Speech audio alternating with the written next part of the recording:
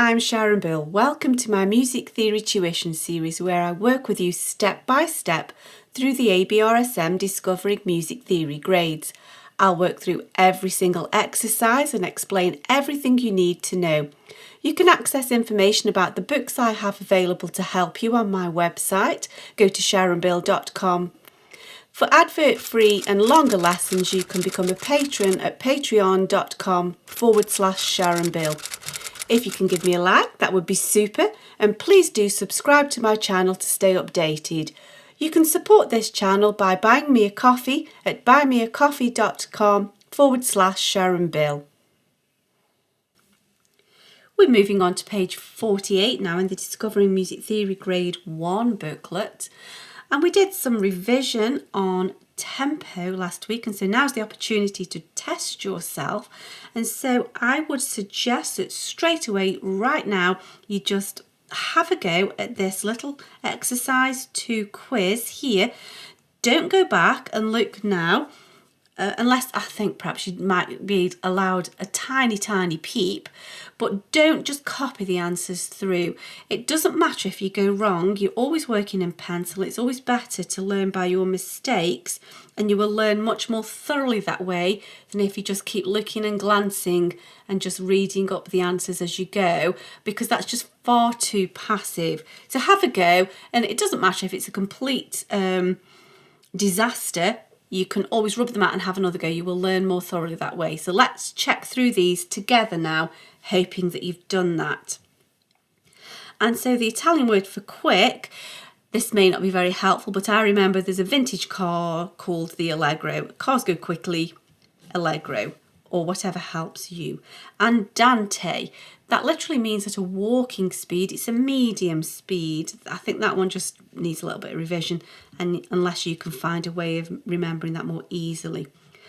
Rit, now that's a tempo term, and remember we said the root word retard, you're retarding the speed, you're pulling back, you're putting the brakes on. And it's not all at once though, it's gradually getting slower. And out of interest, if you remember, rallentando also means the same there. Adagio just sounds like a slow word to me. That makes perfect sense, just the way it sounds. I don't know if that helps you or not, but it does just mean slow. Now, gradually getting quicker. This one's quite nice to remember because you're accelerating. And so accelerando makes perfect sense. Fairly quick. Now we've worked out that allegro meant quick and fairly quick, so the etto kind of qualifies that. And obviously allegro we've just said is quick, and moderato is easily recognised as a moderate speed. So allegretto there. And our tempo. Now tempo, you can see the root word for time, like tempus fugis, time flies. In time, back in time. This won't do because time just deals with the word tempo. We need to also allocate meaning for this word a. So we need in time to be properly accurate there. So by all means, keep revising those and, kind of test yourself in all the different ways we discussed last week. You can play that word game, or you can colour code them, whatever helps you. However, we perhaps want some more descriptive ways of explaining how to play this piece of music. And so we've got some more Italian words here. So let's think how we can revise these. Now, I think the best way to revise any of these Italian words is just to find bizarre word links that make it memorable to you.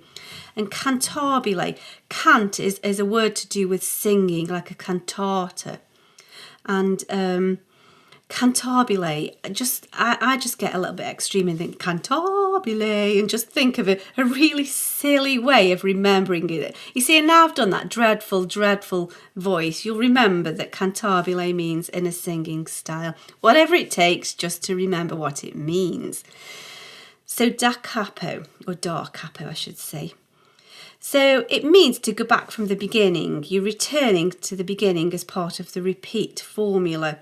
And I just think cap, a cap goes on the top of your head. It's at the start, it's at the top. Back to the top, they would say, as it were. Back to the top, so repeat from the beginning. Now, dolce, to me, that just sounds like, you know, a sweet little dolly. So we can remember that that means sweetly. Fine means the end. And if you think, it sounds like finish, doesn't it? So finish, you're done, all finished, fine.